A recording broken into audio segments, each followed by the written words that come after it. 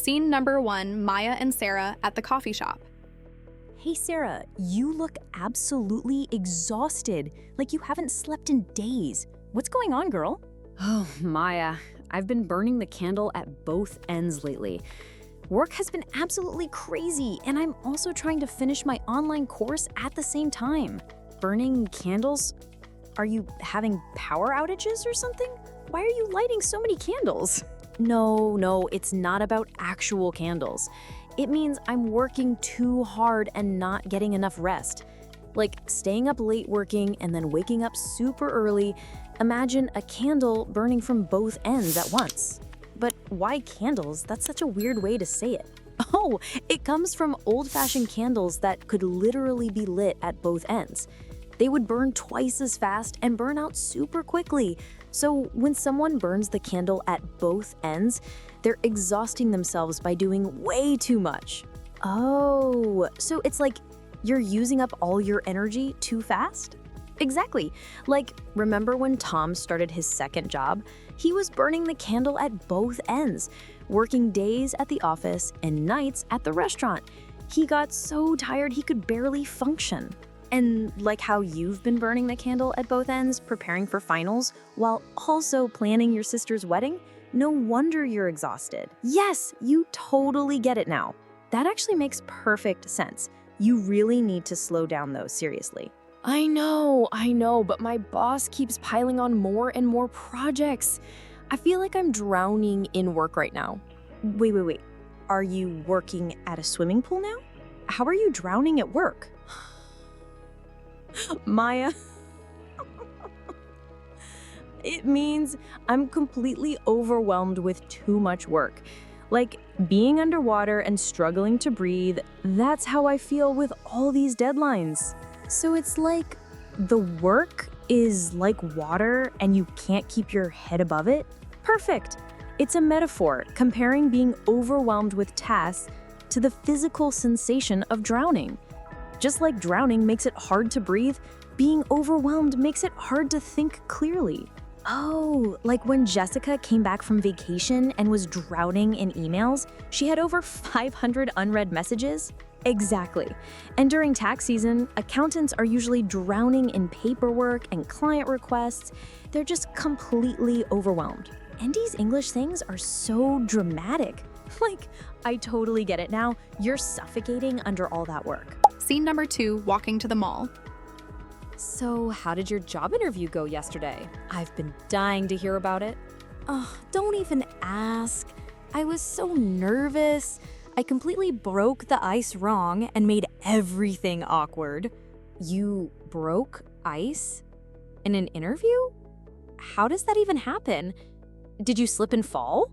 No, silly. Breaking the ice means starting a conversation or making people feel comfortable in an awkward situation. But I made this terrible joke about the weather, and everyone just stared at me like I was crazy. But why do they call it breaking ice? That sounds so violent. Oh, I actually looked this up after I messed up. It comes from those big icebreaker ships that clear frozen waterways for other ships to pass through. In social situations, it means doing something to make people feel more comfortable and start conversations flowing naturally. Wow, that's actually really cool. So you're like clearing the frozen awkwardness. Exactly. Like when Mark broke the ice at the company party by telling that funny story about his first day at work. Everyone relaxed and started talking. Or like how our teacher broke the ice on the first day by asking us to share interesting facts about ourselves instead of just sitting there awkwardly. Yes, you totally get it. Well, at least you tried, right? Sometimes you have to take the bull by the horns in these situations and just go for it. Now there are bulls involved? Sarah, what is happening to your vocabulary today? Are we at a farm or something? It means to face a difficult situation head-on with courage and determination, like a matador bravely facing a charging bull instead of running away. But why bulls? Why not, I don't know, taking the lion by the mane? It actually comes from bullfighting. Matadors must literally grab bulls by the horns to control them. So it means confronting a problem directly and decisively rather than avoiding it or being passive. Oh, so like when our company was losing money and the new CEO took the bull by the horns and completely restructured the business. Perfect example. Instead of just hoping things would get better. And like when I finally took the bull by the horns and talked to my roommate about keeping the apartment clean instead of just being annoyed all the time. Yes, you face the problem directly. I'm starting to think English speakers just really love animals and super dramatic situations. Scene number 3 at the clothing store. Look at this dress. It's absolutely gorgeous, but oh my god, so expensive. Well, you know what they say, you can't judge a book by its cover. But that dress is definitely worth every penny. Books? We're shopping for clothes, not going to a library. What do books have to do with anything? It means you shouldn't judge something just by how it looks on the outside. But in this case, the dress looks amazing and the quality is incredible too. But seriously, why books? Why not, you can't judge a dress by its hanger or something? You know, that's actually a great question. This saying reminds us that appearances can be deceiving. Like a book with a plain, boring cover might contain the most amazing story ever written. Oh, and a book with a beautiful fancy cover might be totally boring inside. Exactly. So people and things shouldn't be judged solely on their appearance. Like that small old restaurant we went to last month. It didn't look like much from the outside, but you can't judge a book by its cover. The food was incredible. And remember that quiet new student in our class? We thought she'd be boring, but she turned out to be the funniest person ever. Perfect. That's exactly what it means. Okay, that one actually makes total sense, but I'm still on the fence about buying it. It's just so much money. On the fence? Maya, we're inside a store. There's no fence anywhere. Ha, got you back. It means I'm undecided, like sitting on a fence between 2 yards, not sure which side to jump down to. Wait, how do you know that one? I figured it out. Imagine you're literally sitting on a fence between 2 properties, right? You can't decide which side to go to. Being on the fence means being undecided or neutral about something. That's brilliant reasoning. Like how you were on the fence about which college to attend. Both had great programs, but different advantages. Yes, and how voters are always on the fence about new policies. Some love them, others hate them, and many are just undecided. Look who's learning. I'm so proud of you for figuring that out. Scene number 4 at the food court. I'm absolutely starving. Let's grab some food quickly, but honestly, I'm feeling under the weather today and just want something light. Under the weather? It's sunny outside. Are you standing under a cloud or something? I don't see any weather in here. It means I'm feeling a bit sick or not well. But why under the weather? That makes no sense. Oh, this one has such a cool history. It comes from sailors who would go below deck, literally under the weather, when they felt seasick during storms. Oh, so they'd hide from the bad weather when they felt sick? Exactly. Over time, it just evolved to mean feeling unwell or slightly sick in general. Like how I've been feeling under the weather all week, I think I'm coming down with a cold. And like when Jake called in sick because he'd been under the weather since the weekend. Perfect. You're getting so good at this. That's actually kind of poetic. English is weird but beautiful at the same time. Speaking of food, I heard that new Italian restaurant is really popular. Everyone says the food is absolutely out of this world. Are they serving alien food now? Is it from Mars or something? That sounds dangerous. No. It means the food is extremely good, so incredibly delicious, it's like it's from another planet. But why another planet? Why not just say it's really good? Because out of this world means something is so extraordinarily good, so amazing that it seems like it couldn't exist on Earth. like it came from somewhere magical or otherworldly. Oh, like how that chocolate cake at the bakery downtown is out of this world. I've never tasted anything so delicious. Yes, and like how your sister's singing voice is absolutely out of this world, she should definitely audition for that talent show. I love how English makes everything sound like a science fiction movie. Scene number 5, Maya and Sarah heading home. Today was so much fun, but I feel like I learned a whole new language within English. Don't worry at all. You'll get the hang of it soon enough. I can already see you improving. Get the hang of what? Are we doing gymnastics now? I don't see any monkey bars. It means you'll learn how to do it well with practice. Like when you're learning to use monkey bars. At first, you can't hang on. But once you get the technique, it becomes totally natural.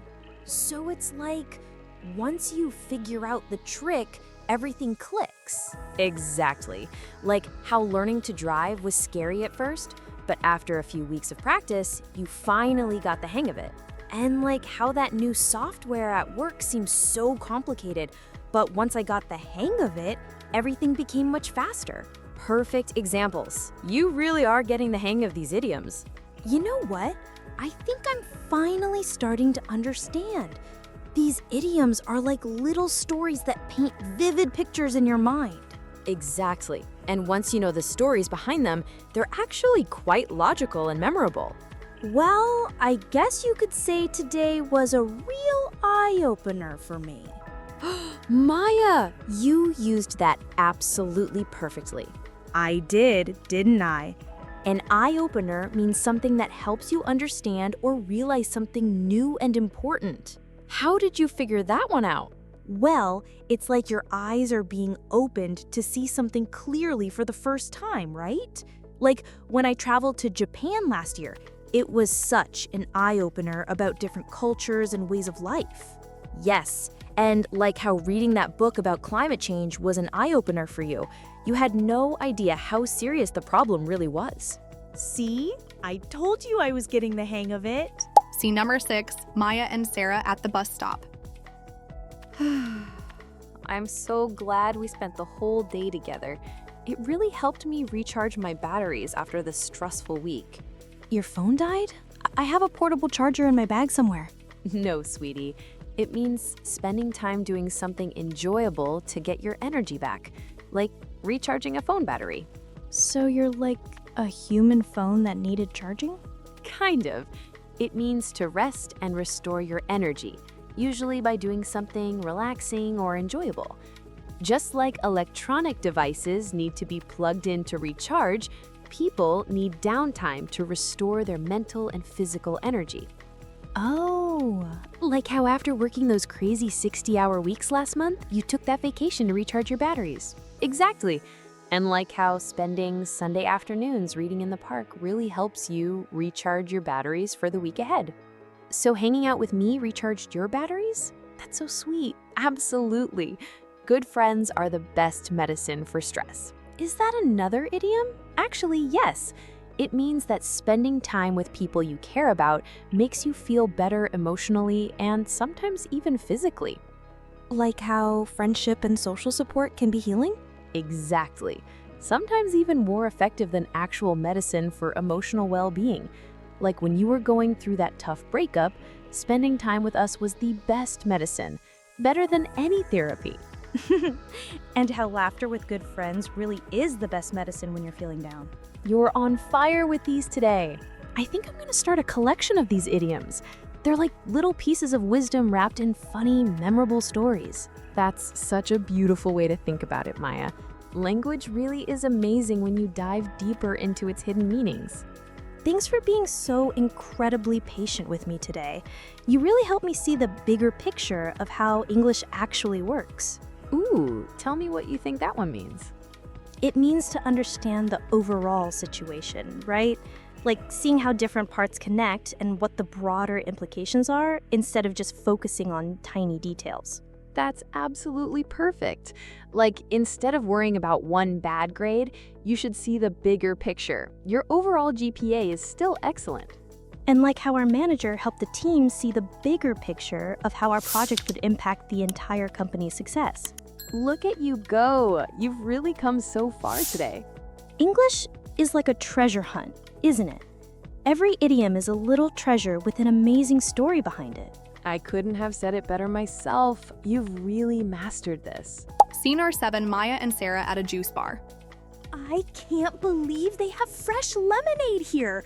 This is perfect timing. Yeah, well, when life gives you lemons, make lemonade, right? At least that's what everyone keeps telling me about losing my job. Wait, what? Life is giving you actual lemons? Are you talking about this juice bar? No, Maya, it's an idiom. It means when bad things happen to you, try to make something positive out of the situation. But why lemons specifically? Why not, when life gives you onions, make onion rings? Because lemons are naturally sour and bitter, right? But when you add sugar and water, you can make something sweet and refreshing. So it means taking something unpleasant and turning it into something good. Oh, like when your apartment flooded last year, but then you found that amazing new place that's even better? Exactly. I made lemonade out of that lemon. And like when Tom got rejected from his dream college, but ended up at a school where he met his best friends. So you're making lemonade out of losing your job by starting that freelance business you always wanted? You know what? You're absolutely right. I am making lemonade. Scene number 8, Maya and Sarah finding a table. This place is packed like sardines. I can barely move. Sardines? Maya, this is a juice bar, not a fish market. What are you talking about? It means really crowded and squished together. Like how sardines are packed super tightly in those little cans. Wait, how do you know that one? I figured it out. You know how when you open a can of sardines, they're all squished together with no space? That's exactly how we are right now, packed like sardines. That's brilliant. Like how the subway during rush hour is always packed like sardines. And like how our dorm room was packed like sardines during move-in day with all those boxes and people. You're getting so good at this. I'm really proud of you. Scene number 9, Maya and Sarah sitting down. Finally, now I can tell you about my interview disaster. I was so nervous, I completely spilled the beans about wanting to start my own business. You spilled beans? During an interview? That must have been so embarrassing. Did you stain your clothes? No. It means I accidentally revealed a secret or said something I wasn't supposed to say. But why beans? Why not spill the rice or something? Well, back in ancient Greece, people used to vote by putting beans in jars. If someone accidentally spilled the beans, everyone could see how people voted. The secret was revealed. That's actually really cool. So you revealed your secret plan. Exactly. Like when little Tommy spilled the beans about his mom's surprise birthday party and ruined the whole surprise. And like when Jessica spilled the beans about the office reorganization before the official announcement. Perfect. You totally get it. Scene number 10, Maya and Sarah at a pet store. Sarah, look at these adorable puppies. I'm already planning where I'll put the dog bed, what toys to buy, which park we'll go to every morning. Maya, don't count your chickens before they hatch. You haven't even asked your landlord if pets are allowed. Chickens?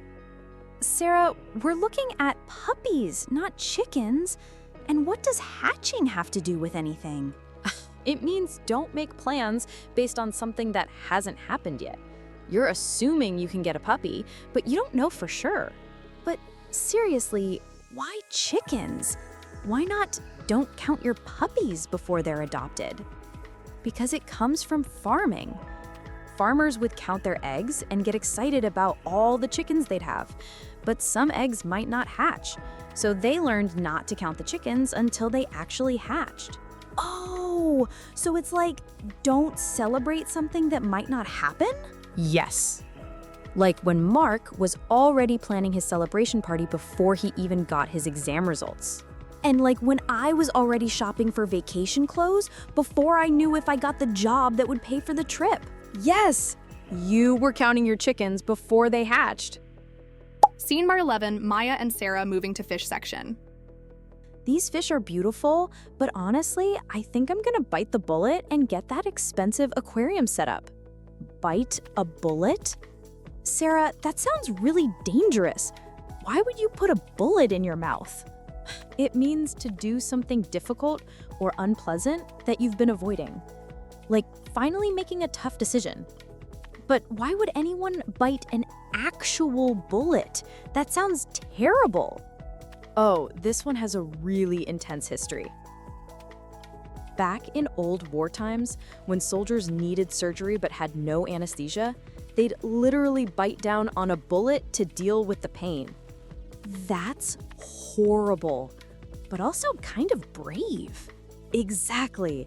So now it means facing something difficult with courage. Like when I finally bit the bullet and had that awkward conversation with my roommate about splitting bills. And like when you bit the bullet and went to the dentist after avoiding it for 2 years. Perfect. Sometimes you just have to bite the bullet and do what needs to be done. If you're enjoying Maya's and Sarah's journey of conversations with idioms, make sure to watch part 2 in the link above. If you want to keep learning and being part of their friendship, make sure to subscribe to the channel so you never miss out on the future videos. Please like and share the video. Until next time, keep learning, keep tuning in. See you next time.